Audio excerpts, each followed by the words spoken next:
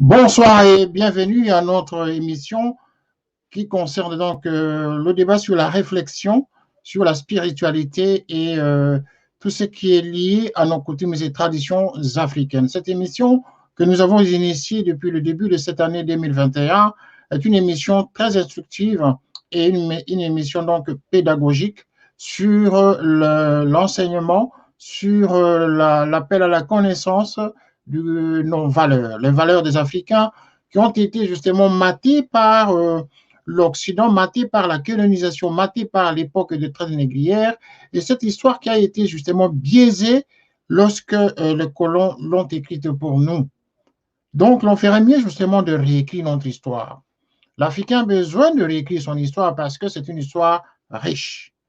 Et étant donné que c'est une histoire riche, nous avons voulu justement initier ces genres de réflexion chaque soir à travers notre média Télé Saturne via par Canal Africa 54, qui est une chaîne panafricaine justement qui lie le continent africain au travers de ces 54 États. Télé Saturne qui est une chaîne donc d'infos, nous nous sommes consacrés justement à lancer ces genres de programmes pour que nous puissions réfléchir ensemble. L'Africain vient d'où? L'Africain se trouve où et où il va? Est-ce que nous avons des valeurs? Est-ce que nous avons des coutumes? Est-ce que nous avons nos traditions? Est-ce que nous avons un avenir? Est-ce que nous avons des richesses? Effectivement, l'Africain a des richesses. Nous sommes riches, potentiellement, bien sûr. Mais il faut matérialiser nos richesses à travers deux actes, à travers justement le travail que nous faisons au quotidien, à travers l'esprit de partage, à travers l'esprit de solidarité. Solidarité africaine qui nous a toujours été reconnue par le monde, mais nous devons matérialiser cela. Mais au regard de l'impact des cultures et des traditions et des coutumes, l'Africain a quelquefois perdu ses valeurs au détriment des autres. C'est ce qui fait que justement nous avons une situation en Afrique. Mais dans le vécu quotidien de l'Africain, il traverse cette difficulté de comprendre comment fonctionne le monde qui l'environne. Alors, pour que la spiritualité ait un sens, la spiritualité s'attache justement à l'homme qui doit la pratiquer. Il faut qu'il y ait un rappel.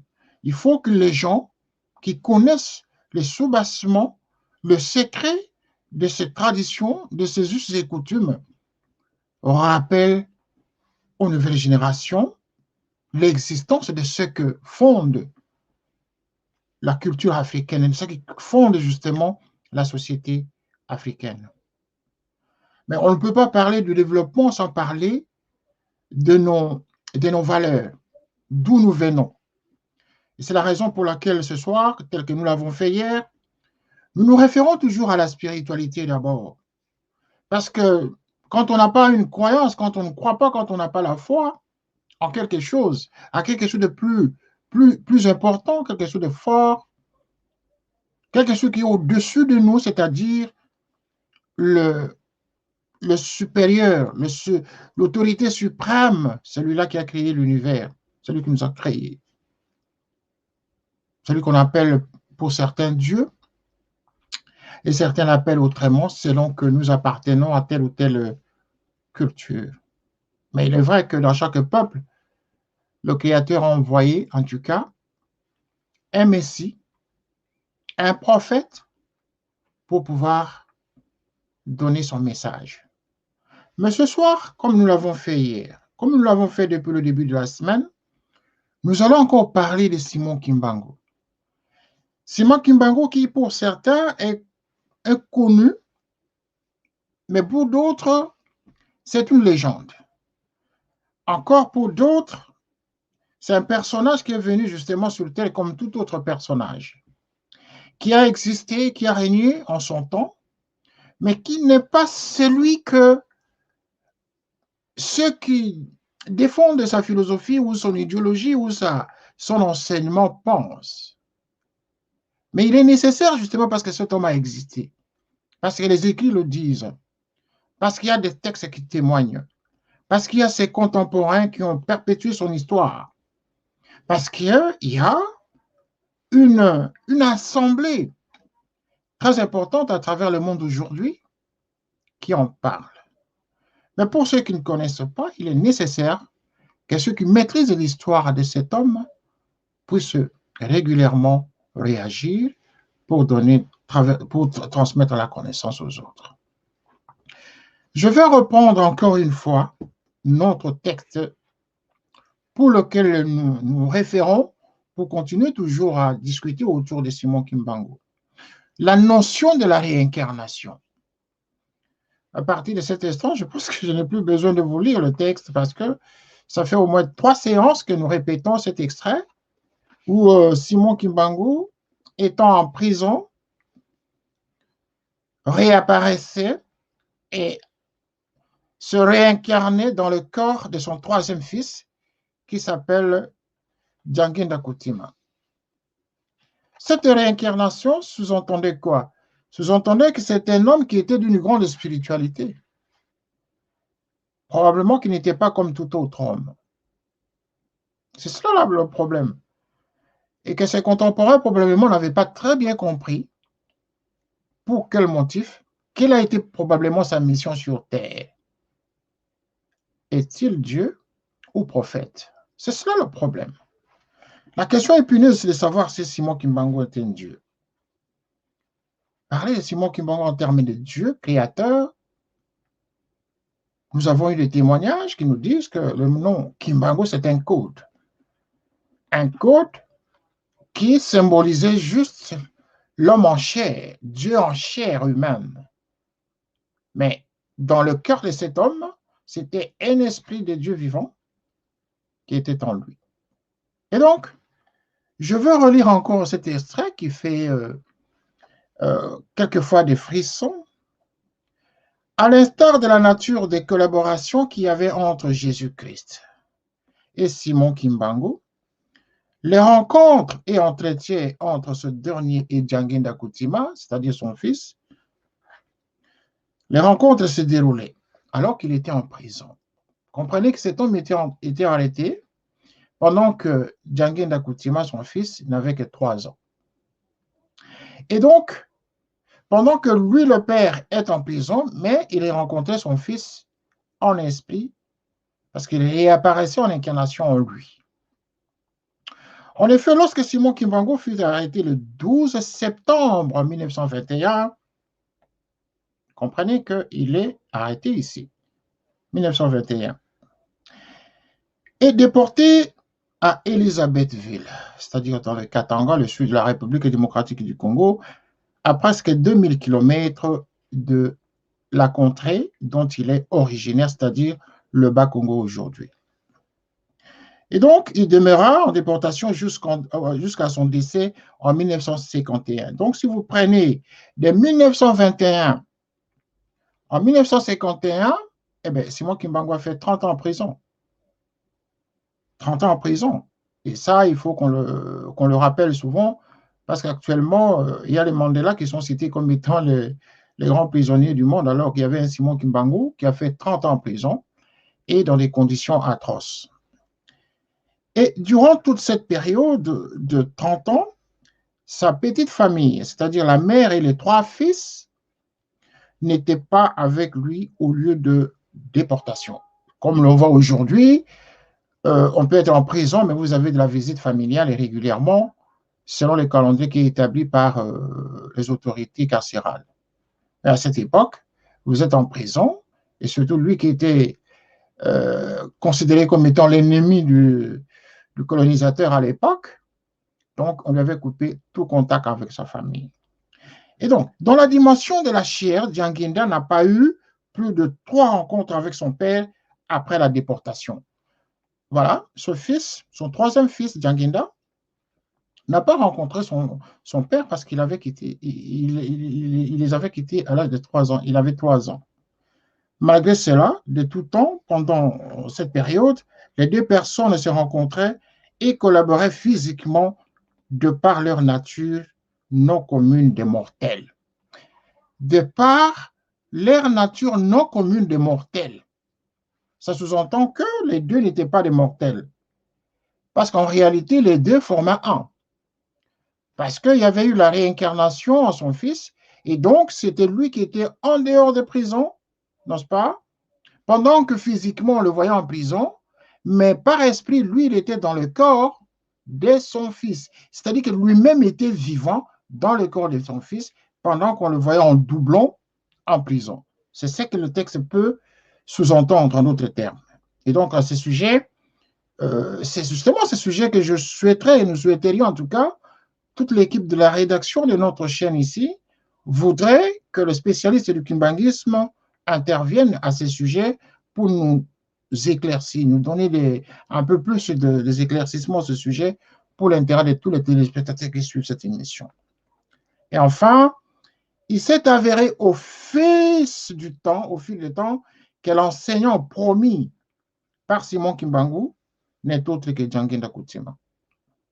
Ce dernier est la personnalité qui a rassemblé des milliers et des milliers de personnes au nom de Jésus-Christ et de son Père, construisant ainsi l'Église de Jésus-Christ sur la terre par son envoyé spécial, Simon Kimbangu, dont il a été légalement le chef spirituel du 24 décembre 1959 au 8 juillet 1992, parce qu'il va décéder justement le 8 juillet 1992. Ici, j'ai parlé de qui? De Djanginda Kutsima. Voilà, c'est lui qui va fonder l'église en question dont on parle aujourd'hui, l'église de Jésus-Christ sur la terre. Voilà, c'est ça, l'église kimbanguiste. Donc, voilà l'aspect, l'extrait de notre texte qui nous permet de réfléchir ensemble.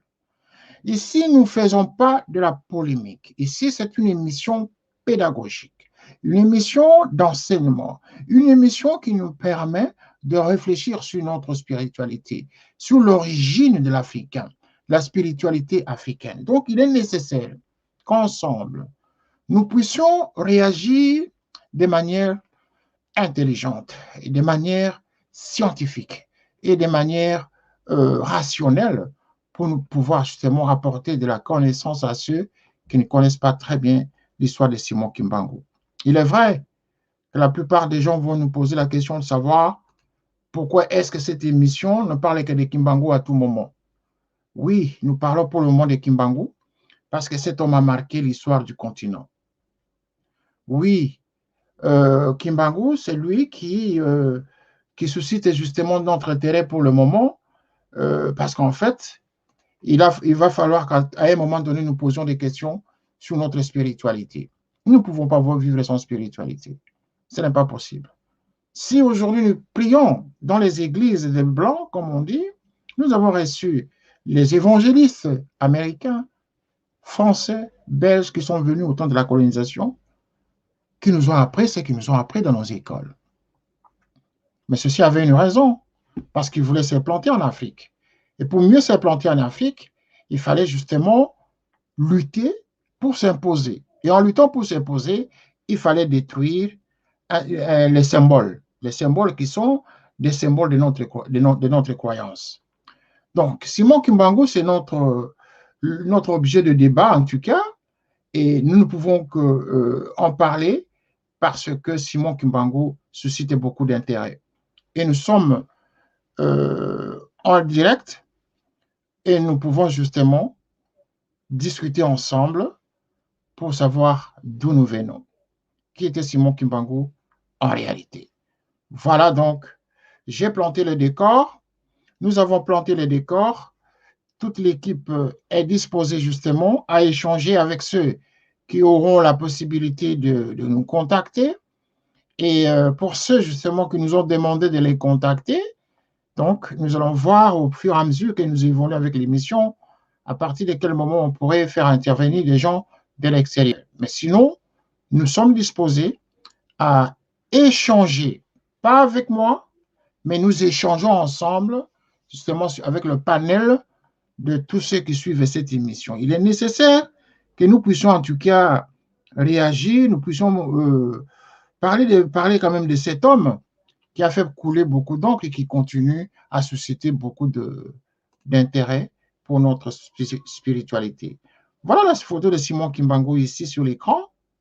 Cet homme qui a fait 30 ans en prison, dont aujourd'hui, il y a une grande assemblée internationale, justement, qui ne cesse de parler de Simon Kimbangu à travers le monde. Il est nécessaire, justement, que nous puissions tous ensemble évoquer ce cas au quotidien parce que nous ne pouvons que parler de lui en bien. Simon Kimbangu est un personnage, justement, qui a parcouru, qui a marqué l'histoire de plusieurs générations et donc il est nécessaire. Alors, nous sommes en ligne ici avec Monsieur Marcel. Il est congolais. Il est en direct avec nous sur Télé Saturne.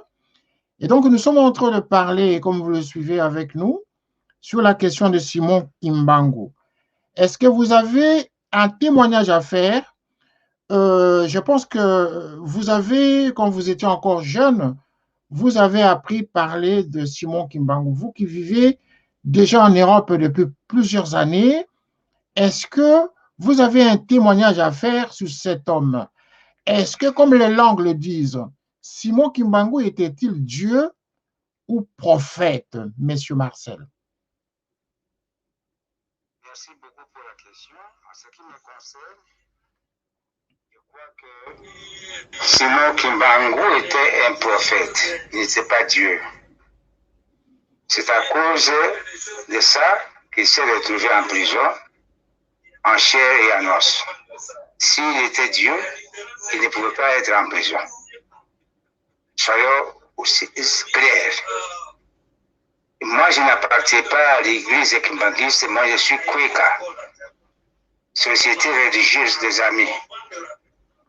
Alors, à cette qualité, et après tout ce que moi j'ai suivi comme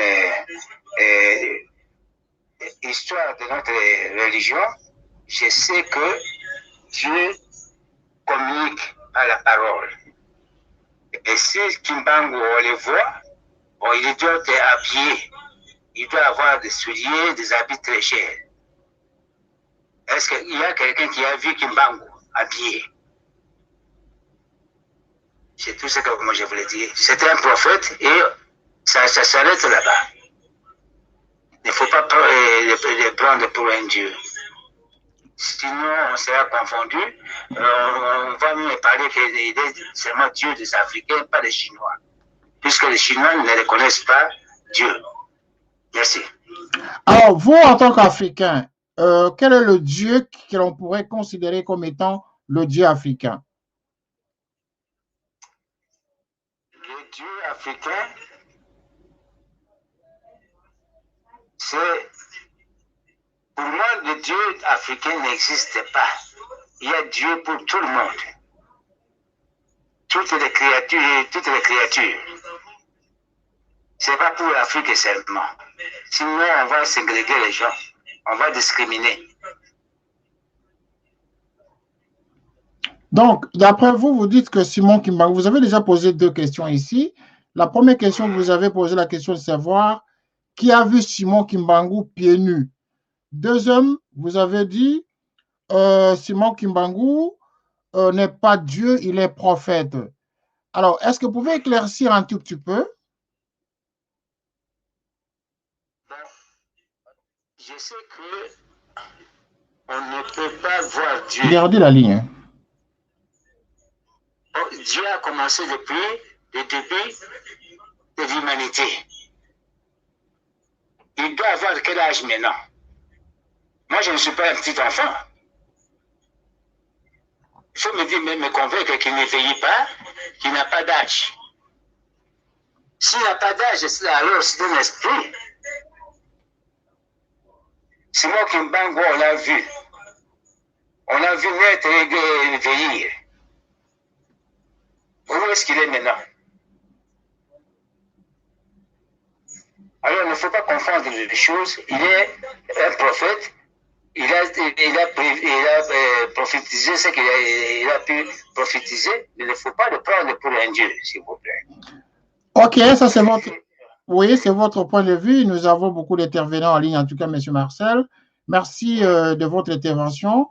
En vous demandant en tout cas de continuer à regarder ce débat parce qu'il est très passionnant C'est un débat que nous avons initié depuis le début de l'année et qui va continuer comme ça pendant tout le mois de janvier, chaque soir, pour discuter ensemble et échanger, réfléchir ensemble sur la spiritualité africaine. D'accord. Merci, Monsieur Marcel. Au revoir. Ok, au revoir. Voilà, chers amis téléspectateurs, comme vous le suivez, j'ai mis en tout cas la photo de Simon Kumbangu pour ceux qui ne le connaissent pas. Et il est très important que nous faisions ce débat vraiment de manière intelligente, rationnelle et posée, parce que c'est une réflexion que nous faisons. Ce n'est pas un débat contradictoire ni un débat de polémique, mais nous réfléchissons. Donc, nous sommes en train de réfléchir. Voilà, j'ai un autre appel ici de la part de M. Guillaume Fifi. Monsieur, bonsoir. Bonsoir, monsieur. Voilà, vous êtes en ligne, hein? Je suis en ligne, d'accord, ok. Donc, je disais, je suis M. Goma, je suis à Paris. Je suis kimbangiste. Tout à l'heure, j'ai entendu ce que M. Martial venait de dire sur Simon Kimbangu pour dire qu'il n'est pas Dieu. Bon, moi, votre émission, hier, on me l'a envoyé par quelqu'un que je connais, une connaissance à moi, qui m'a envoyé votre émission. J'ai trouvé votre titre intéressant. C'était un bon moyen pour nous, les kimbangistes, d'éclaircir certaines choses. Bien sûr. Que d'autres ignorent sur Simon Kimbangu. Le titre de votre émission, c'est Simon Kimbangu, prophète, Dieu ou manipulation spirituelle. Pour moi, je crois que Simon Kimbangu, on ne peut pas le mettre au niveau des prophètes. Parce que lui, ce qu'il a fait, c'est pas un prophète qui pourrait faire ça. Parce que lui, il a révélé certaines choses. Les gens l'ont qualifié de prophète, mais en fait, il a révélé certaines choses comme tous les prophètes, bien sûr, mais il a fait au-delà de ce qu'un prophète peut faire. Parce que lui, ces miracles qu'il a fait, il les a accomplis même depuis qu'il était déjà jeune. Déjà, il faut se poser d'abord la question de savoir d'où vient Simon Kimbangu. C'est ça d'abord la première question qu'il faut se poser. Parce qu'il a apparu d'une manière un peu mystérieuse dans ce monde. Aujourd'hui, on ne connaît pas le père de Simon Kimbangu, on ne connaît pas la mère de Simon Kimbangu. Vous voyez, c'est déjà un premier mystère d'abord. Et bien avant qu'il puisse commencer son ministère en 1921, c'est déjà quelqu'un qui faisait déjà des miracles. Vous voyez?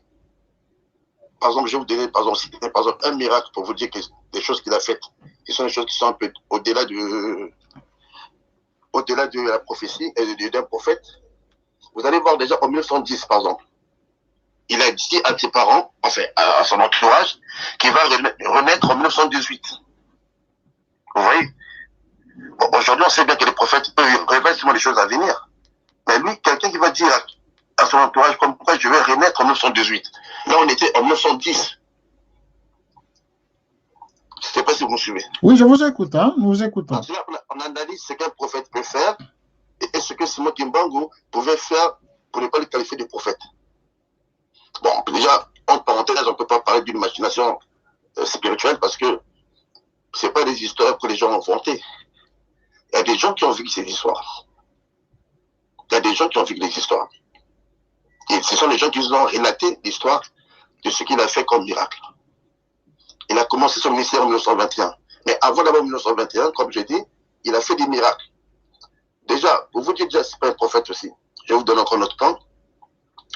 Déjà, dans nos coutumes africaines, on a l'habitude parfois au village de rester tout en famille comme ça autour de feu, quoi. Qu'on appelle par exemple chez moi au Congo, les mbongi, donc c'est les vieux qui sont là assis tout autour, ils discutent entre eux. Et maintenant, comme lui il était si obéissant, son père adoptif, il voulait maintenant s'enorgueillir pour montrer à ses copains tout autour du village que mon père est obéissant, il écoute, regarde ce qu'il fait, tout. Et lui, c'est moi qui bon, qu'est-ce qu'il a vu? Quand il a vu que son père commençait à s'enorgueillir, qu'est-ce qu'il a dit? Il a dit, mais papa, pourquoi tu es fier comme ça? Pourquoi tu es orgueilleux comme ça là? Tu sais pas que moi je fuis avant que vous soyez? Vous comprenez ce que je dis? Bien sûr. Il a dit à ses parents, pourtant ce sont ses parents, des personnes qui sont plus âgées que lui. Mais il va lui dire que non, vous savez que moi je fuis avant que vous soyez. Est-ce que vous voyez quand même le degré de cette réponse-là qu'il donne à ses parents? Donc, pour dire que ça, c'est une personne, un personnage qui existait bien avant. Bien avant. Bon, ça c'est un point. Deuxième point, comme comme je vous ai dit, le deuxième point, c'était par rapport à ce que j'ai dit au départ, comme quoi que non, il a été en 1910 qui va renaître en 1918. Moi, je crois que quelqu'un ne peut pas dire aujourd'hui, même vous et moi ou n'importe qui aujourd'hui, je ne vais pas dire aujourd'hui en 1921, que je dise que non, je vais renaître non, nous sommes en 2021, que je dise que je vais renaître en 2018, en 2030, par exemple. Une année ou bien 10 ans après, ou bien 8 ans après, 5 ans après. Mais qui suis-je pour le dire? Vous voyez? Donc aujourd'hui, les prophètes, on qualifie les prophètes aujourd'hui, ce sont les gens qui révèlent les choses à venir. Mais lui, il a révélé les choses à venir, certes. Mais il a aussi fait des choses, il a aussi raconté, il nous a raconté aussi des choses d'avant, depuis la création du monde. Et puis quand il explique ces choses-là, c'est quelqu'un comme si il a vécu ces choses-là. C'est pas que quelqu'un à qui on a raconté l'histoire. Il n'a pas fait la théologie pour qu'il puisse expliquer les choses par rapport à la théologie. Et c'est des choses lui-même qu'il a vécues. Il y a beaucoup de vérités qu'il a annoncées dans ce monde-là et qu'aujourd'hui la science commence à prouver. Par exemple, lui, il a dit que non, Adam et Ève, c'était les Noirs. Et il a toujours, son enseignement est toujours basé sur l'origine de Noir. Il dit, d'où vient l'homme noir? Parce qu'il en sait. Un prophète ne va pas revenir à expliquer les choses de ce monde. Mais le prophète, aujourd'hui, moi je sais que le prophète, quand on prend le nom de prophète, c'est quelqu'un qui prophétise, c'est quelqu'un qui révèle les choses à venir, qui vont venir. Mais c'est pas des choses c'est pas quelqu'un qui va vous raconter des choses qui se sont passées. Vous voyez la différence? Donc pour moi, je ne peux pas le mettre sur le prophète, au niveau du prophète, parce que là encore, c'est parce que bon, on n'a peut-être pas trop de temps au niveau de votre émission, mais c'est quelqu'un qui s'est dédoublé. Quand il a dit, admettons que non, je veux renaître en 1918, donc ça veut dire que son troisième fils qui était né, la Diangenda Koutsima, donc c'est lui-même qui est encore revenu à travers son fils. Parce que quand on parle de réincarnation ou d'incarnation, pour moi, c'est quelqu'un qui, admettons, qui vit plus physiquement, mais qui s'est réincarné à une personne qui est restée vivante, qui est vivant. Vous voyez ce que je veux dire? Et donc, dans le cas d'espèce, vous parlez de quoi? De l'incarnation ou vous écartez la réincarnation là, ou c'est comment? Non, je parle de deux choses. De la même chose plutôt, mais pour vous dire que non, c'est pas un prophète. Parce qu'il a dit qu'il va renaître en 1918. Et en 1918, c'est l'autre qui est né, son troisième fils, Diangenda Koutsima. Mais Diangenda Koutsima, en fait, c'est lui-même. Parce que même quand, mystérieusement, il sortait de la prison, Simon Kimbangu, quand il allait voir ses enfants au Bas-Zaïre, parce qu'il est d'origine du Bas-Zaïre en Kaba, RDC, quand ils s'embrassaient avec son troisième fils, là, c'était dans le vide. Vous voyez le mystère qu'il y a là? Et c'est dans le vide, donc ils s'embrassent comme si, aujourd'hui, nous-mêmes, on ne peut pas s'embrasser. On peut qu'embrasser une autre personne. Mais lui s'embrassait avec son fils, Diangenda Koutsima, il s'embrassait dans le vide. D'accord. Donc, maintenant, c'est quelqu'un aussi dans le temps. Parce que lui, bon, il a apparu dans les temps colonial. Tout à l'heure, j'ai entendu le monsieur qui a parlé tout à l'heure. Ouais, s'il était Dieu, il ne pouvait pas être enfermé. Mais c'est moi qui mort, on était enfermé. Mais enfermé, mais c'est quoi en fait quand tu es enfermé? Quand il était enfermé pendant 30 ans, il a fait la prison de 30 ans. Il était en prison 30 ans. Attends, je parle là, s'il te plaît. Je suis une émission, s'il te plaît. Excusez-moi, c'est mon frère qui parle. Ben voilà. Et s'il y a des commentaires, alors, je ne sais pas si vous avez terminé. Non, c'est pas terminé, je vais encore développer un peu là. Oui, je vous donne 2 minutes parce qu'il y a beaucoup de gens qui veulent intervenir. Il était enfermé charnellement, oui. Mais il sortait. Oui, parce que quand il s'est déplacé, par exemple, pour aller voir sa famille, chaque fois sa famille lui demandait en pleine prière, dire il se plaignait pour quelque chose, mais lui, il apparaissait auprès de sa famille en Kamba, physiquement. Il parlait avec sa famille, pourtant il était en prison. C'était pour donner l'explication à M. Martial qui est passé tout à l'heure, pour dire que s'il était Dieu, il ne pouvait pas être enfermé. Mais Dieu est esprit. Mais la question de la dualité, si vous avez suivi l'émission d'hier, nous avons parlé, nous avons d'ailleurs utilisé le même extrait du livre, où l'on parle justement de sa réapparition, n'est-ce pas, de la prison en son fils. Alors que son fils est à l'extérieur, lorsque lui, il réapparaît, parce que là, vous dites en même temps que son fils, c'était lui. Alors, ce doublon de personnages dans la ville, dans le village, comment les gens vivaient ça? Parce qu'il y avait un doublon. C'est le doublage, là. Mais justement, c'est ça qui fait le miracle, c'est ça qui fait la différence entre Simon Kimbangu et un prophète. Aujourd'hui, les prophètes, on le sait, ce sont les gens qui révèlent que les choses à venir. Mais lui, comme vous dites, vous m'avez cité l'exemple tout à l'heure, qui réapparaissait au niveau de son village. Donc les gens le voyaient, tout en étant en prison. Donc c'est quelqu'un d'extraordinaire. Et c'est quelqu'un aussi, parce que je ne vais pas vous parler de la guérison des maladies, parce que j'ai entendu votre émission là, j'ai écouté votre émission d'hier. Vous avez parlé comme quoi qu'aujourd'hui même les pasteurs commencent à guérir. Les pasteurs commencent à faire ça, certes, ça c'est vrai. Mais les pasteurs qui sont en train d'opérer ces miracles-là, ils les opèrent comment? À travers quoi? À partir de quoi? Ils invoquent Dieu, bien sûr. Ah, mais je pense que peut-être pas ça. Il y a beaucoup de témoignages de ces pasteurs-là. Ce sont des pasteurs, excusez-moi le terme, je ne vais pas toucher qui que ce soit, mais on parle un peu de la réalité des choses, même s'il y a d'autres qui ne veulent pas qu'on les reconnaisse ça, mais ce sont des gens qui vont toucher, qui vont peut-être en aide par là avoir une puissance quelque part. Non, mais généralement, ils disent que c'est Dieu qui opère à travers eux. Lorsqu'ils invoquent Dieu, Dieu intervient par leur canal, justement, pour guérir les malades ou résoudre le problème de...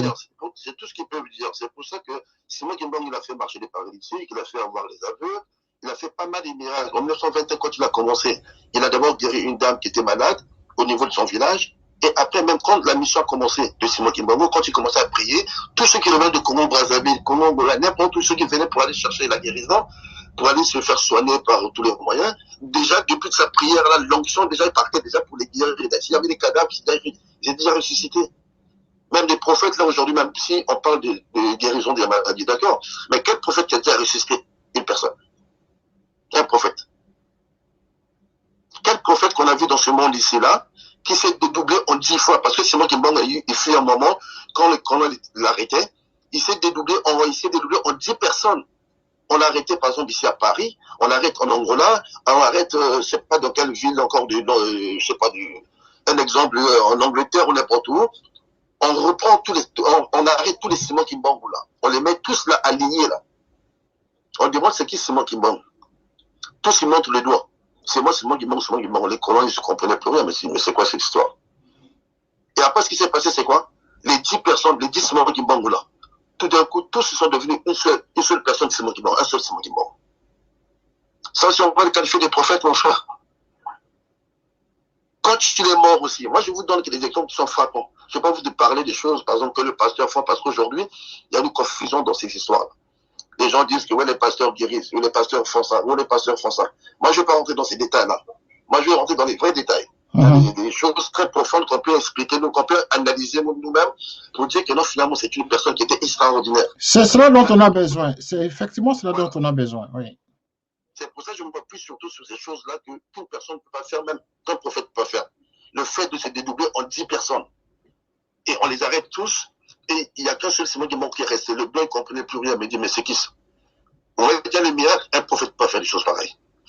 Et quand il est mort aussi, il savait à quelle heure il va mourir. Et quand il est mort, on a fait l'autopsie. Il y avait les blancs qui étaient là, il y avait des assistants qui étaient là pour voir, parce que les gens d'abord ne comprenaient pas quelqu'un qui se portait très bien. Le jour qu'il est sorti de sa prison, qu'il a dit à partir d'aujourd'hui, je ne rentre plus en prison, pour moi ma mission est terminée. Parce qu'il faut savoir que quand il est venu, c'est pour accomplir une mission spirituelle.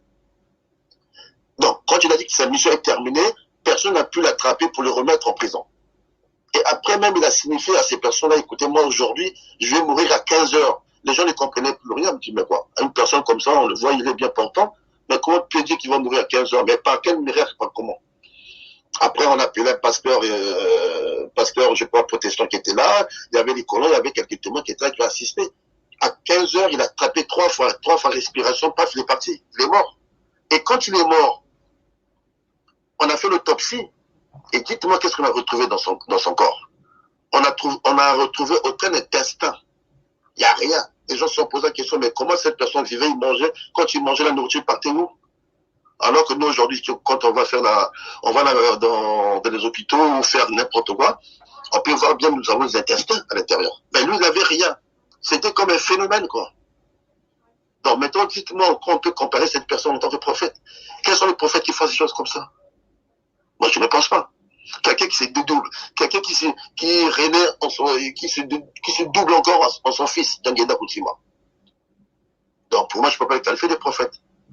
Donc, je ne sais pas si ce que je vous ai dit, c'est cette conférence, si vous avez encore d'autres questions, mais déjà que par là, on peut analyser que c'est une personne extraordinaire. Voilà, effectivement, en vous écoutant et en mettant en fait en contradiction, en opposition votre témoignage et les textes que nous lisons régulièrement, nous voyons vraiment que vous êtes dans le topo des enseignements de l'Église kimbanguiste, c'est-à-dire que vous êtes en train parfois, quand je vous écoute, c'est comme si vous étiez en train de répéter mot par mot les extraits du livre que nous avons ici, parce qu'il n'y a aucune contradiction, en tout cas jusqu'à là. Mais c'est pour l'intérêt justement de ceux qui ne connaissent pas très bien Simon Kimbangu que nous avons voulu vraiment initier cette émission, parce que ce n'est pas normal que cet homme soit passé dans le monde et que probablement les siens ne l'ont pas reconnu, mais son esprit demeure à travers les gens qui ont maîtrisé quand même son œuvre, son enseignement. Il est nécessaire que le plus grand nombre adhère justement à cet enseignement kimbanguiste pour perpétuer son esprit à travers le monde. C'est normal que nous faisions ce genre d'émission. L'histoire de Simon Kimbangu, c'est comme l'histoire de Jésus-Christ. Jésus-Christ, quand il a apparu dans le temps, d'abord, qui pouvait s'imaginer que Jésus ou Dieu d'abord pouvait être chair? On a toujours appris que Dieu c'est un esprit, que Dieu est un esprit. D'accord? Jésus-Christ, quand il est venu, quand il est parti lire dans la synagogue pour dire que non, aujourd'hui, la parole qu'on avait laissée, ça, c'est cette parole qui s'est accomplie aujourd'hui, là. Les gens, qu'est-ce qu'ils ont, comment ils l'ont traité? Ils ont dit que non, c'est le fils de charpentier, Joseph, ouais, non, lui, c'est... Après, chacun le qualifiait à sa manière. Et même pour vous dire que le royaume de Dieu ne vient pas de manière à frapper les regards des hommes, que parfois c'est compliqué, que les gens comprennent la mission de Dieu, ce que Dieu veut. Regardez, par exemple, là, Jésus-Christ dans le temps. Je vais vous faire, c'est en parallèle avec ce que je parlais du Simon Kimbangu. Jésus-Christ dans le temps, les gens l'ont pas reconnu en tant que fils de Dieu. Même les 12 apôtres qui rôdaient avec lui, qui se promenaient avec lui, qui évangélisaient avec lui sur tous les plans. Mais ils l'ont jamais connu, puisqu'il a posé la question à ces apôtres-là. Et vous écoutez les gens, ce qu'ils disent de moi. Les autres, moi je suis Élie. Moi, les autres, moi je suis le Messie. Les autres, chacun donnait sa définition. Oh, le fils de Joseph. Mais vous, là, vous qui êtes tout autour de moi, les 12 apôtres, là, que dites-vous de moi? Et vous avez vu, si vous lisez la Bible, si vous êtes chrétien, vous avez vu, il y a beaucoup de temps donné, chacun sa réponse. Mais il y a un qui a eu la révélation, qui était Pierre, qui a dit que non, toi, tu es le fils de Dieu. Et Jésus, qu'est-ce qu'il a dit après? Il a dit, ben tiens, ce que tu as dit, c'est vrai. Parce que si l'esprit de mon Père, l'esprit de Dieu n'était pas avec toi, ce que tu as révélé, c'est l'esprit qui l'a révélé. Donc, tu dis que non, on peut se promener, on peut être avec quelqu'un et ignorer sa valeur. Là, c'est pour ça que je vous ai parlé d'abord de Jésus. Même les 12 apôtres qui marchent avec lui, à tout moment, ils ne le connaissaient même pas qui était Jésus. Pourtant, ils marchaient avec lui partout, nuit et jour. Donc, pour Simon Kimbangu aujourd'hui, c'est vrai qu'aujourd'hui, maintenant, qu'on reconnaît la valeur de Jésus. C'est certainement aujourd'hui, dans toutes les églises, on va voir même partout dans nos pays africains, là, dans toutes les rues, on commence à crier « Ah, Jésus, au nom de Jésus », mais dans le temps, il n'était pas reconnu. Simon Kimbangu est de notre époque, là. Personne ne peut le reconnaître. Mais pourtant, les faits sont là. Les faits sont réels. Et quand il s'est réincarné même, bon, je ne vais pas parler de réincarnation parce que pour moi, la réincarnation, c'est quelqu'un qui est déjà mort, qui vient rentrer sur le corps de quelqu'un d'autre qui est vivant. Pour moi, c'est comme ça que je pense ça. Oui. Pour moi, quand il s'est, comment je peux dire, quand il s'est dédoublé, moi, je préfère parler de dédoublement. Quand il s'est dédoublé sur Djangenda Koutima, comme l'exemple que je vous ai donné tout à l'heure, là, qu'on a arrêté dans 10 endroits différents, c'est la même personne, il n'était pas mort. Mais il s'est dédoublé en 10 personnes. Voilà. Donc, quand il s'est dédoublé, maintenant celui qui a pris la relève, c'est Djangenda Koutima, son fils. Enfin, son fils, pour vous préciser les choses, mais en fait, quand c'est la même personne. Parce que si je dis que moi je veux renaître, donc c'est toujours la même personne qui naît. Si on va bien. C'est pas une autre personne. Donc Djangenda Koutima, on vous expliquera bien que non, Simon Kimbangu, en fait, quand c'est Djangenda Koutima, c'est la même personne. Alors. Djangenda Koutima, quand il a commencé son ministère, vous voulez me poser une question? Non, allez-y, continuez. Je vais poser la question après. Maintenant, quand tu as pris la relève, quand tu as commencé son ministère aussi, en tant que Djangenda, parce que pendant qu'il avait commencé aussi le ministère, Simon Kimbangu était encore en prison parce qu'il est mort en 1951. Lui, il a commencé en 1948, Djangenda, quand le moment est arrivé pour commencer son ministère. Et quand il a commencé son ministère, mais il faut voir les révélations que Djangenda a fait. Il nous a fait des révélations sur le monde entier que le monde ne connaît, que le monde aujourd'hui apprenne par des recherches et par la science. Daniel, par exemple, c'est le premier à dire que non, Adam et Ève, c'est des noirs. Les gens au départ l'ont pris pour un fou. Mais comment il peut dire que c'est noir? Et c'est quelqu'un qui va nous dire que non, le Dieu créateur qui a créé le ciel, la terre, qui a créé les êtres humains, tout cela, c'est noir, il est noir. Parce qu'il a dit, créons l'homme à notre image. Quand il a créé l'homme à notre image, en fait, quand Adam et Ève étaient des noirs. Et si il a créé Adam et Ève à son image, donc Dieu est être humain comme lui. Et même, il y a beaucoup de chapitres qui révèlent beaucoup de choses sur la Bible. Vous voyez? Il va dire que non, il va dire encore que non, Adam et Ève, ce sont des gens qui étaient grands de taille, mesuraient 40 mètres. Donc, il donnait des détails comme si quelqu'un qui a vécu. Il a dit même Sodome et Gomorrhe, c'est eux qui ont brûlé Sodome et Gomorre. Lui, il a dit encore qu'il n'est pas Moïse. Moïse n'a pas emmené les enfants d'Israël jusqu'à la destination, jusqu'au pays qui était, comment je peux dire, au pays que Dieu avait promis. Il va vous dire par exemple que moi, je ne suis pas Moïse. Et moi, je vais vous amener à la destination. Mais lui, comment il peut dire qu'il n'est pas Moïse? De quel droit il peut dire ça? Si ce n'est qu'un simple évangéliste, un prophète, ou je ne sais pas comment on peut le qualifier d'Engen. Oui. Donc, ce sont des gens qui ont fait des choses très, très graves que les gens ne reconnaissent pas. Peut-être parce que c'est à notre époque. Hein. Peut-être que quand tu rencontres une autre génération qui va venir après, c'est là maintenant qu'ils vont maintenant commencer à glorifier ce mot qui est bon, comme aujourd'hui on glorifie Jésus. Voilà, donc il est de la responsabilité justement de ceux qui maîtrisent cette connaissance, de transmettre cette connaissance et de faire une grande diffusion justement à travers le monde pour que la mémoire ne disparaisse, hein, parce qu'il y a des risques justement que ceci disparaisse un jour.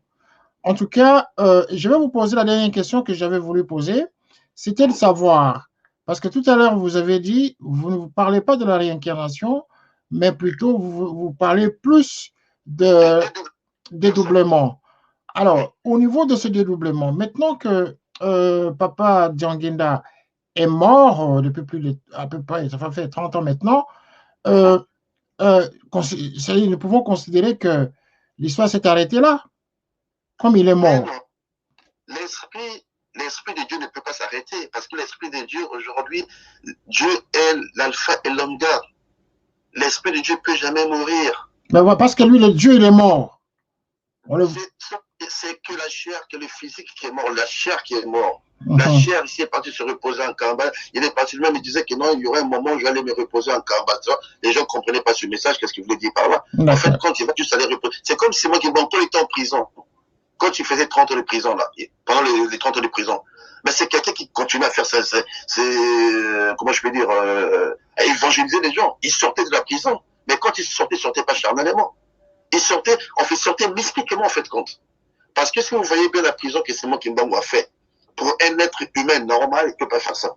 Une petite prison de 1 mètre, on te laisse, tu ne peux même pas bouger. Il fallait visiter même la prison, c'est à Lubumbashi là-bas. C'est à Lubumbashi. Si vous avez le temps de faire un tour là-bas, allez visiter quand même la prison, là où il était. Vous allez dire que mais non, c'est pas possible, quelqu'un ne peut pas vivre ici pendant 30 ans. Mais lui, il a vécu là-bas pendant 30 ans. Donc, c'est pour vous dire qu'aujourd'hui, même s'ils sont morts, ce n'est que la chair. L'esprit de Dieu meurt jamais. Dieu, il fait tout ce qu'il veut, quand il veut, comme il veut. S'il veut devenir aujourd'hui cafard, il devient cafard. Pour moi, Dieu, je ne le limite jamais. Quoi. Parce que s'il est Dieu, c'est quelqu'un qui fait des choses que nous ne pouvons pas maîtriser. Nous. Donc, aujourd'hui, même s'ils sont morts, physiquement, mais charnellement, physiquement, spirituellement, ils sont là. Si aujourd'hui, il veut encore réapparaître en tant qu'humain, si vraiment il est Dieu, on le verra physiquement, parce qu'il est Dieu. Voilà. Donc aujourd'hui, peut-être qu'il soit mort pour moi, et rassurez-vous, c'est pas ça qui fera que sa mission va terminer. C'est pas ça qui fera que Dieu n'est plus Dieu. Vous voyez ce que je veux dire? Oui. Même si les gens ne veulent pas le prendre en tant que Dieu. D'accord.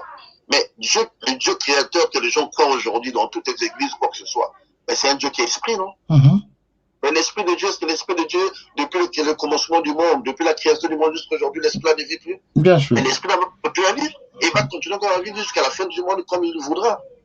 Donc aujourd'hui, Simon Kimbangu, Djangenda Kunchima, comme Jésus, ce sont les dieux qui ont apparu charnellement, qui sont venus en tant que personnes physiques, qui ont vécu avec nous, qui ont mangé avec nous, qui ont fait plein de choses avec nous physiquement. Mais ce qui n'empêche pas, ce qui ne leur limite pas de leur puissance spirituelle. Oui.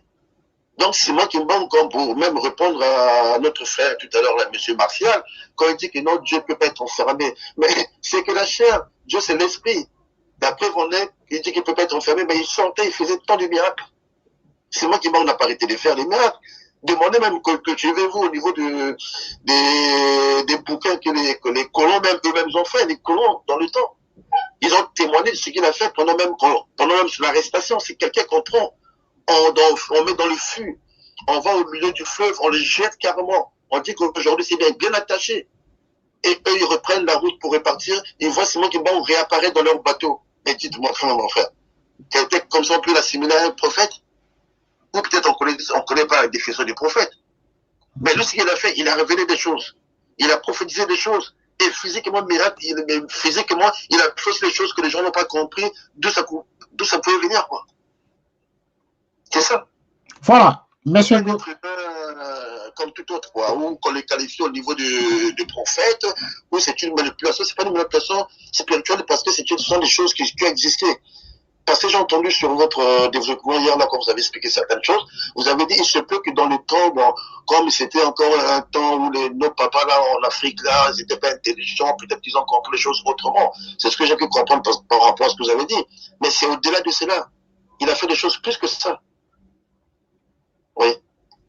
Donc, je ne sais pas si j'étais convaincant par rapport à... Parce que je n'ai pas voulu prendre un peu les petits miracles là que font les pasteurs aujourd'hui, les prophètes. Parce qu'aujourd'hui, si on compte les prophètes, il y a un peu, je ne sais pas combien de prophètes aujourd'hui. Hein. Prophètes internes, on en voit partout. Mais est-ce qu'ils sont... Bon, prophètes, est-ce qu'ils ont fait ce que Simon Kimbangu a fait pour que Simon Kimbangu soit mis à leur niveau? Simon Kimbangu au-dessus. Il a fait des miracles, les gens ne l'ont pas maîtrisé. Ils n'ont pas maîtrisé. Regardez sur la colonisation, sur l'autre, les colons belges, là, qu'est-ce qu'ils n'ont pas su faire? Qu'est-ce qu'ils n'ont pas vu là-bas en Afrique pendant son arrestation? Ils ont souffert. Et il a laissé aussi des empreintes aujourd'hui. D'ailleurs, ce que je vous ai pas dit, il a laissé des empreintes à Lutendele, partout là où on l'a arrêté, là où il marchait. Par exemple, vous allez voir Lutendele là-bas aujourd'hui, là où il a marché, ça a laissé carrément une empreinte. Et que chacun de nous, que ça soit n'importe qui que vous chaussez, quelle taille, là, 40, 30, 20, n'importe quoi, si chacun de nous va mettre son pied là-bas, et le pied, la taille de comment je peux dire là, la taille de là, il avait... du pied, oui. Ça prend votre forme. Vous voyez, le miracle se fait encore jusqu'aujourd'hui. Et là où il est assis à Lutendele, la place aujourd'hui, il y a des traces, la place est restée là. Ça s'est enfoncé. Donc il y a des choses qui sont là, qui sont vraies. Ils sont là. Ben voilà. Voici un grand témoignage, messieurs. En tout cas, c'est avec un grand plaisir que nous sommes en train de vous écouter avec toute l'équipe ici au studio et ceux qui nous suivent justement à travers nos différentes plateformes. En tout cas, messieurs GG, merci beaucoup. Pardon, monsieur Féfé, merci beaucoup en tout cas pour votre intervention. Continuez toujours à regarder, à participer à cette grande réflexion sur la spiritualité africaine. Et comme je l'ai dit, nous l'avons annoncé, nous allons parler en tout cas de ce grand personnage spirituel qui est venu en Afrique, mais probablement les siens ne l'ont pas compris, mais ce n'est pas pour autant que la nouvelle génération taise justement cette spiritualité. Et c'est de notre devoir justement de diffuser l'information à ce sujet. Merci en tout cas de votre intervention, monsieur Féfé. Il n'y a pas de souci, merci. Voilà, merci beaucoup. Alors, nous allons continuer notre émission. Nous continuons notre émission pendant ce temps. Nous sommes en train de lire en même temps beaucoup de messages. Je ne sais pas si nous allons les lire tous. Il y en a beaucoup. Mais pendant ce temps, si vous voulez intervenir, continuez à intervenir parce qu'il nous reste 11 minutes d'émission. C'était vraiment nécessaire qu'il y ait cette intervention. Nous en avons eu 2 que nous avons sélectionnés en tout cas. Il y a beaucoup d'appels. Nous avons raté beaucoup d'appels pendant que notre frère était en train de nous expliquer la situation vraiment de Simon Kimbangu en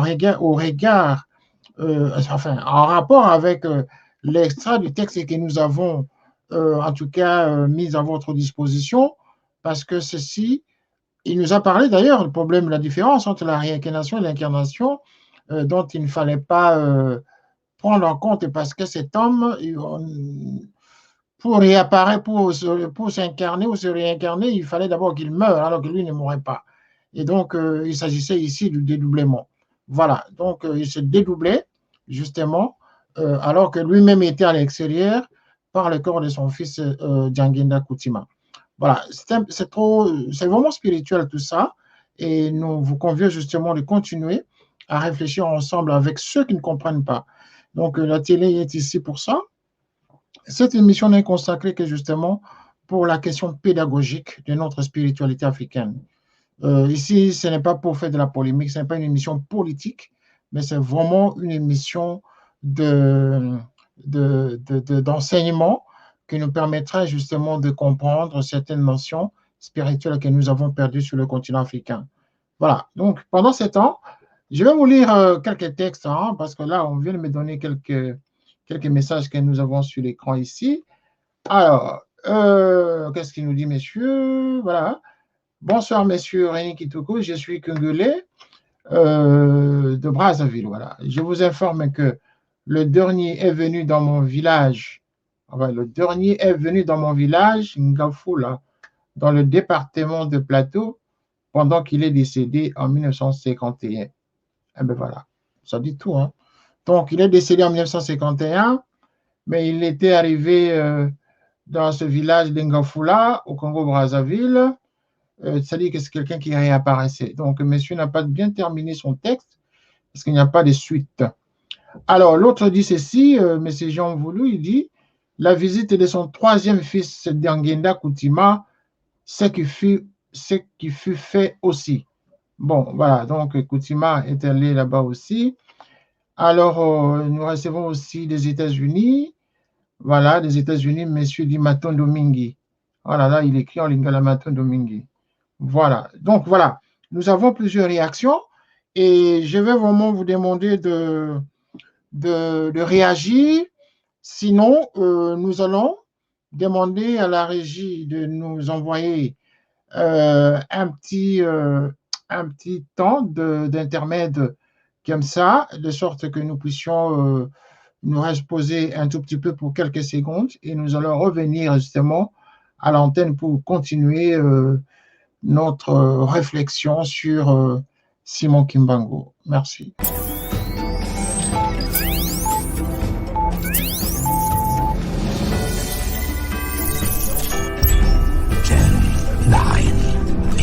7, 6, 5, 4, 3, 2, 1, 0.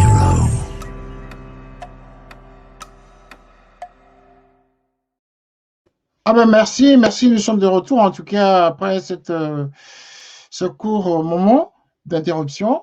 Alors là, je vais lire en tout cas des textos, des messages que nous recevons. Nous avons sur notre écran à peu près 84. Voilà, je ne saurais pas lire tout ça en tout cas en 10 minutes d'émission, mais je relève seulement quelques messages qui nous tombent à l'écran. Alors, il y a Madame Pascaline. Madame Pascaline, elle écrit depuis Congo-Brazzaville. Bon, je me rends compte qu'au Congo-Brazzaville, il y a quand même beaucoup de kimbanguistes là. Alors, elle dit ceci.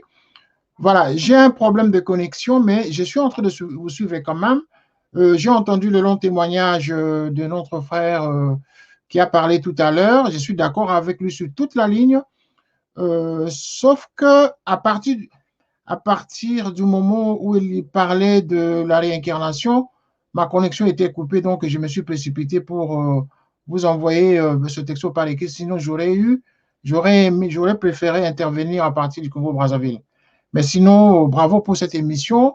En tout cas, c'est bon. C'est une bonne initiative de faire une émission sur la spiritualité en parlant de Simon Kimbangu. Eh bien voilà, madame, merci. Nous sommes très vraiment flattés d'entendre ce genre de commentaires à partir du Congo-Brazzaville. Alors, le suivant, c'est qui? Le suivant, c'est Jean-Marc. Jean-Marc dit ceci. Il n'est pas congolais, il n'est pas africain, mais il dit que s'il fallait qu'il soit kimbanguiste, il le serait, sauf qu'il n'a pas beaucoup d'informations là-dessus. Voilà, nous allons prendre un intervenant qui nous écrit, qui nous appelle. Alors, bonsoir, messieurs. Vous êtes à l'antenne. Oui, je peux intervenir? Vous pouvez intervenir, mais je vous demanderai de baisser le son de votre téléviseur, parce que le son nous revient à l'antenne. Vous êtes à l'antenne. Ok. Merci. je vous appelle en fait pour dire un certain nombre de choses. Oui. Je devrais peut-être commencer par me présenter. Oui, monsieur. Oui, nous vous écoutons, vous êtes au studio, oui. Oui, donc je disais qu'en fait, moi je voulais faire une intervention. Je suis en France et effectivement, moi aussi, comme le précédent intervenant, je suis kimbanguiste. Bon, donc je voulais faire un certain nombre de mises au point avec vous, parce qu'en fait, beaucoup de questions ont été soulevées. Parmi toutes ces questions qui ont été soulevées, je voudrais revenir sur un certain nombre de choses. Aujourd'hui, quand on parle de Simon Kimbangu, c'est vrai que les gens ont eu certaines connaissances très rudimentaires. Je me présente, hein? Oui. Oui, moi je m'appelle en fait André Joseph Diangenda Mayunga. Je vis en France. Ok.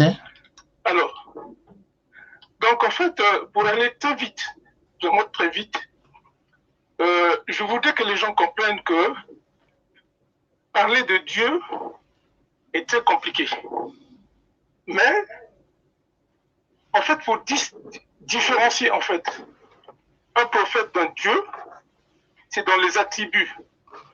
Parce que, comme a dit le précédent intervenant, un prophète, en fait, celui qui révèle, notamment, ou essentiellement, l'avenir.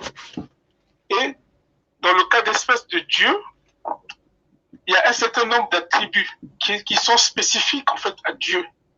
Donc, dans ces vertus, il y a d'abord l'omnipotence, l'omniprésence, l'omniscience. Alors, de là, si Simon Kimbangu pourrait être qualifié de prophète ou classé dans le rang de prophète, à ce moment-là, en fait, on verrait qu'est-ce qu'il a fait. On ferait une étude comparée. Et quand on fait la comparaison, Simon Kimbangu n'a pas seulement fait des prophéties, mais il a apporté une parole. Or, la personne qui a apporté une parole, notamment connue de tous, c'est Jésus. Oui. Oui. On vous entend plus, vous êtes coupé. Alors, nous espérons que notre intervenant est en train de nous suivre et qu'il va nous revenir. Est-ce que vous êtes toujours en ligne? Oui. Oui, donc je disais en fait, le Dieu que nous connaissons, les gens l'ont connu selon les traditions, selon les civilisations, selon les cultures, parce que le Dieu dans l'Antiquité ou dans la mythologie, Dieu c'était une divinité. Et à ce moment-là, on ne parlait de Dieu que dans le cadre de la transcendance, que c'était un être qui était immuable, il était immatériel. Alors que Dieu était plus que ça. Parce qu'en créant l'homme et la femme, Adam et Ève, il a dit, créons l'homme à notre image, à notre ressemblance. Donc ça veut dire que Dieu avait une forme, un fond, un physique. Et quand on lit dans la Bible, je peux vous donner des chapitres bibliques et tout pour comprendre ce que c'est. Alors, Dieu à un moment donné, il a parlé dans l'Ancien Testament, par le biais ou par le touchement des prophètes, pour préparer ou annoncer l'arrivée de son Fils, parce que nous parlons d'un Dieu qui est trinitaire. Il y a Dieu le Père, le Fils et le Saint-Esprit. Alors, le Dieu créateur a préparé l'arrivée du Saint-Esprit par le touchement des prophètes, et le Christ, quand il est venu, il a préparé la venue du Saint-Esprit, le consolateur, donc le Paraclet.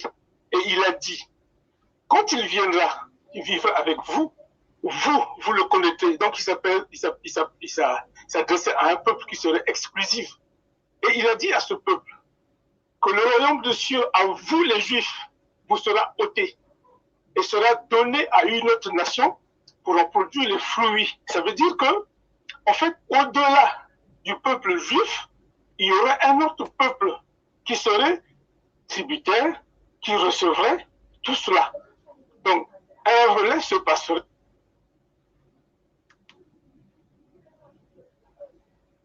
Oui, vous êtes encore coupé parce que vous recevez des appels sur votre téléphone et parfois, donc, lorsqu'il y a des appels entrants comme ça, nous sommes interrompus au niveau du studio. Mais Vous m'entendez pas? oui, là, ça va, hein, vous êtes revenu, on vous écoute. Ah, d'accord. Donc, je disais que à ce moment-là, en fait, il faut se dire que les missions des uns et des autres ne sont pas les mêmes. Le Christ, quand il vient, il prépare la venue du Saint-Esprit. Et il dit à son peuple, il parle en fait d'un certain nombre de choses. Il y a plusieurs paraboles qui sont données dans la Bible et tout ça. Bon, je ne vais pas rentrer là-dedans, parce que c'est un peu trop professionnel. Mais en fait, je veux vous dire simplement que la présence du Christ sur terre avait été annoncée. Donc, il avait été prophétisé. Les prophètes l'ont dit, Daniel, Ézéchiel, et après le dernier en espèce, c'était Jean-Baptiste. Simon Kimbangu, quand il est venu, c'est venu avant qu'il ne vienne. Il y avait dans la tradition Congo des invocations qu'on faisait du Dieu créateur qu'on appelait Nzambian Pungu. Et le Nzambian Pungu, en fait, avait un nom. Et ce nom, le nom de ce Nzambian Pungu était Kimbangu. Chaque fois quand on avait un problème d'un enfant ou d'un décès, on évoquait Dieu, Kimbangu Fulamwanga. Donc, fais venir Kimbangu, fais venir l'enfant à la vie. Alors Kimbangu n'était pas encore né. Cela se passait au XIVe siècle. Alors, maintenant, le moment venu, il y a des signes qui montrent que un fils de Dieu arrive sur terre. Le Christ, quand il est né, il y a eu une constellation. La constellation, comme on le connaît, hein, la comète de Halley. Simon Kimbangu, quand il arrive, c'est précédé aussi par une constellation. Alors, donc ça voulait dire qu'en fait, c'était des êtres qui n'étaient pas des êtres vulgaires ou normaux. Et Simon Kimbangu est né, ou les prophètes, disons, Jésus est né à la suite de l'esclavagisme, de la souffrance du peuple juif. Et lui, il est venu pour libérer ce peuple. Il est venu en tant que rédempteur. Et Simon Kimbangu, quand il y a eu la conférence de Berlin, dont la mission était de voir comment on devait balkaniser l'Afrique. Au fond, ce n'était pas l'Afrique qui était visée. Mais ce qui était visé, c'était le royaume Congo. Parce que ça regorgeait des richesses. Aujourd'hui, on le sait. Aujourd'hui, on ne peut pas faire une démonstration que la RDC, c'est le pays le plus riche du monde. Parce que c'est là où on trouve un sous-sol qui est même un scandale géologique. Où il y a des matières premières à foison. Et Dieu, justement, c'est dans cette Afrique centrale, notamment le Congo, où il avait placé Adam et Ève. Parce qu'aujourd'hui, moi qui vous parle, je suis géologue de formation. Et dans ma géologie, quand on dit que l'Afrique est le berceau de l'humanité, ça n'a pas été inventé comme ça. Mais ça a un sens, c'est parce que les gens, quand on fait des recherches dans un cadre paléontologique, ils ont trouvé des ossements. Et les plus anciens, c'était en Afrique. Donc, ça veut dire que le berceau de l'humanité, donc Adam et Ève, s'ils pouvaient exister, c'est dans cet espace qu'ils devaient être. Et Adam et Ève ont eu une existence.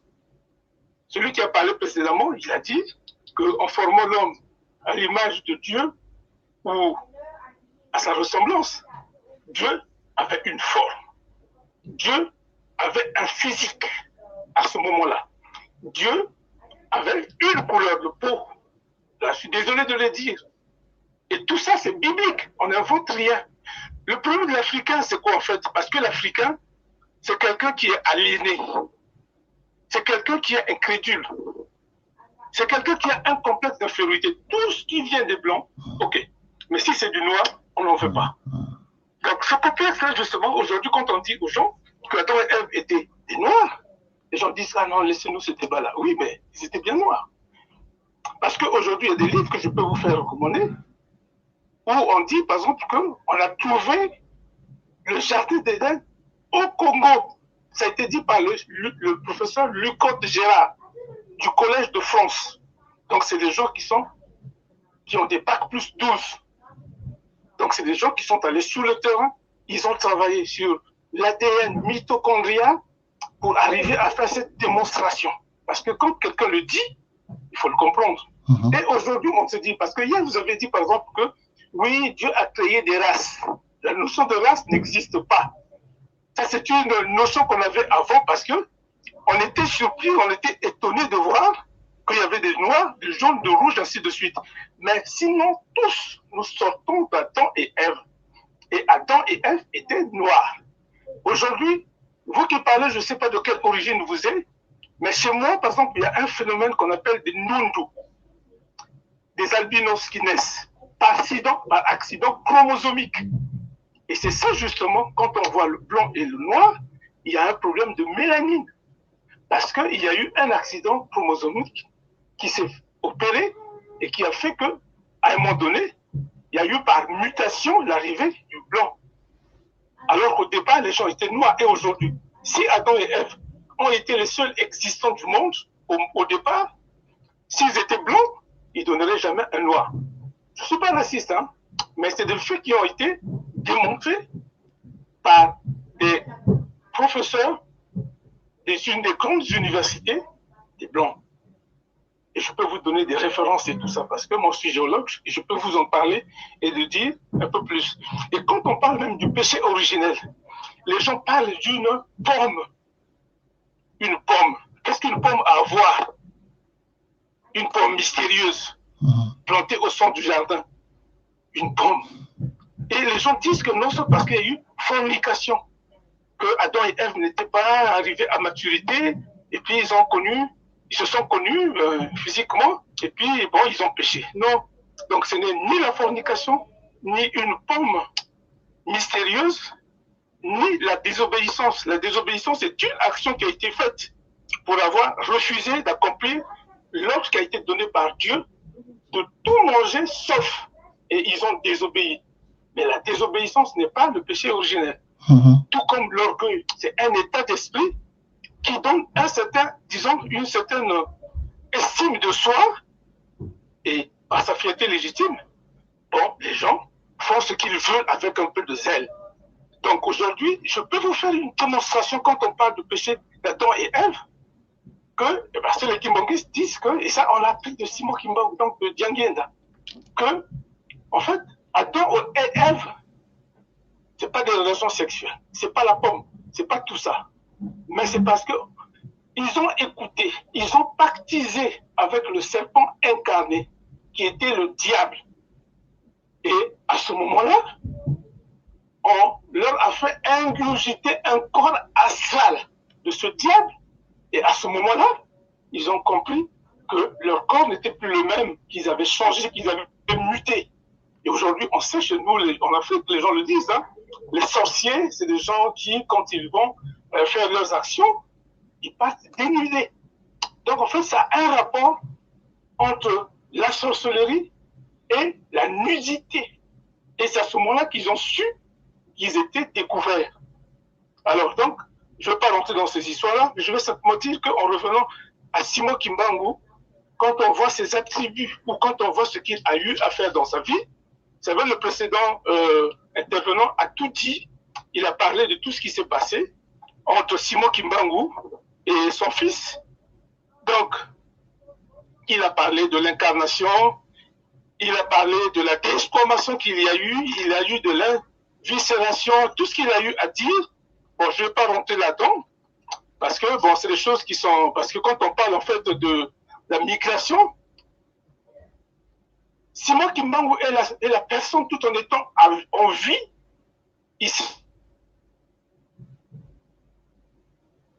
On est en conscience, tout en étant en vie. Il dit renaître. Et phénomène bon, de mutation, simplement, mais on ferait un peu plus de la mise ou de la ingénésie. Voilà, il a dans deux corps un même et une même âme. Il ne m'a fait jamais au monde. Alors, pour le faire, on est né par la vie de l'esprit. Donc, le qui est le père de Jésus. Or, quand je dis que Jésus a dit qu'il est au père qu'il a inconsidéré, donc vu au monde, qu'on appelle Simon qui a dit, quand il viendra, il va avec vous, vous connaissez, mais connaissez point le vue. Et c'est scripté. Le précédent a dit qu'il est venu dans un espace. Et dans cet espace, accepter que le de Dieu dépasse. L'enfant de Marie et s'il arrive au monde, on ne dépasse pas la connaissance de Dieu rudimentaire. Parce qu'on avalait que Dieu ne peut être que esprit. En Ancien Testament, quand il est présenté à Abraham, ils avaient physique. Quand Dieu est présenté à Jacob, avant qu'il Israël, parce que c'est le charné toute une nuit, il avait un corps physique. On parle de certains, mais souverain, il avait un corps. Voilà. Je pense que nous avons un problème de connexion, monsieur Mayuma, nous avons un problème de connexion. Votre voix ne sort pas de manière stable. Je pense que oui, à partir d'un moment, ça a commencé à flotter. Et donc, de toute façon, nous avons compris déjà l'essentiel de votre réaction ce soir. C'est une série d'émissions que nous avons lancées. Demain, vous pouvez toujours revenir pour donner un peu plus de détails, pour permettre aux autres de réagir également, parce que nous avons déjà dépassé franchement le temps de l'émission. Et vraiment, c'est avec plaisir que nous sommes en train de vous écouter dans le studio. Et nous aimerions vraiment vous réentendre encore dans les jours à venir pour donner plus de témoignages. Ceci pour aider justement les non-kimbanguistes et tous les dubitatifs justement à réintégrer en eux les enseignements de Kimbangu et connaître aussi cette spiritualité qui est ignorée aujourd'hui par le plus grand nombre d'Africains et du monde extérieur. Merci en tout cas de votre intervention ce soir. Ce fut un grand plaisir. Je peux ajouter un petit mot, s'il vous plaît, excusez-moi, je voulais juste dire ceci. Oui, espérons que la connexion est bonne. Je pourrais en fait intervenir, oui. Mais je parlerai à ce moment-là, en fait, des réalisations spirituelles de Simon Kimbangu en tant que libérateur de tous les opprimés du monde, Alors, du Congo, RDC et tout ça, et je parlerai de Simon Kimbangu, qui a été le père, donc le précurseur de toutes les indépendances d'Afrique. D'accord. Des pays qui ont été sous la colonisation.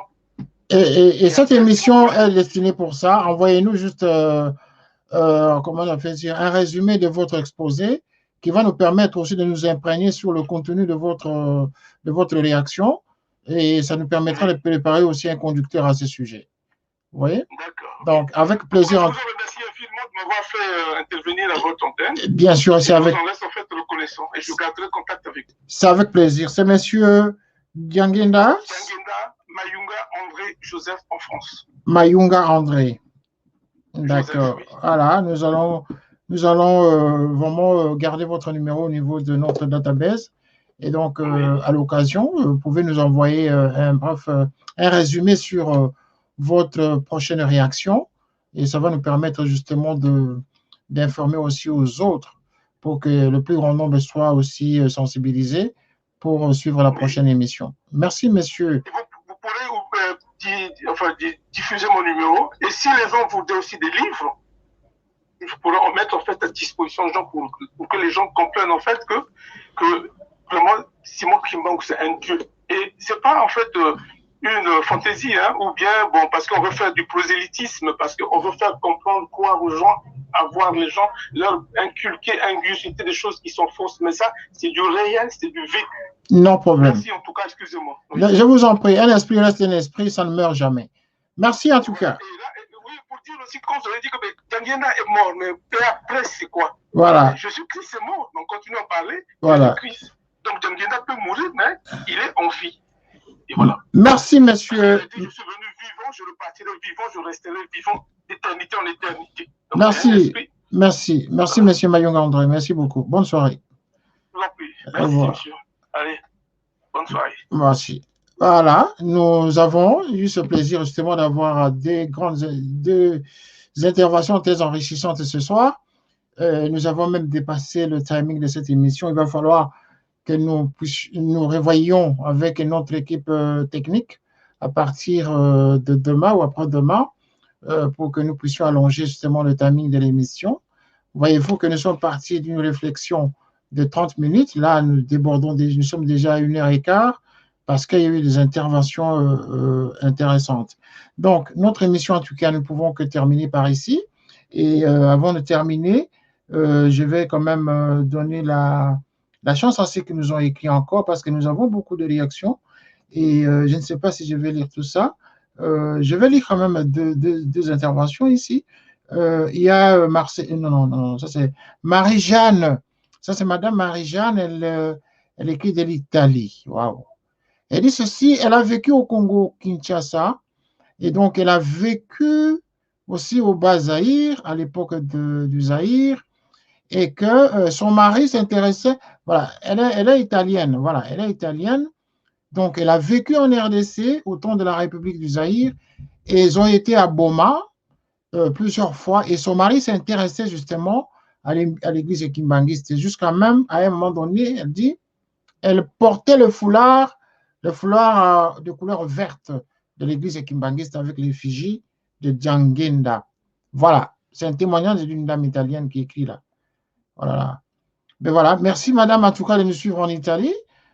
Continuez à nous suivre. Un jour, nous aimerions vraiment vous entendre en live en train de donner votre témoignage qui pourrait être édifiant justement pour les autres. Voilà. Alors pour terminer, en tout cas, je vais clore avec ça, avec le dernier message, la dernière réaction ici. Donc c'est une demoiselle. Ah ben, je pense que la Guadeloupe s'intéresse beaucoup à la spiritualité africaine. Voilà. Donc, elle me dit qu'elle s'appelle Jackie. Jackie, et puis elle a abrégé, son initiale, c'est M. Bon. Elle dit ceci, je suis intéressée à connaître le kimbanguisme. Je vais continuer à regarder vos émissions. Ben voilà, c'est avec plaisir, madame.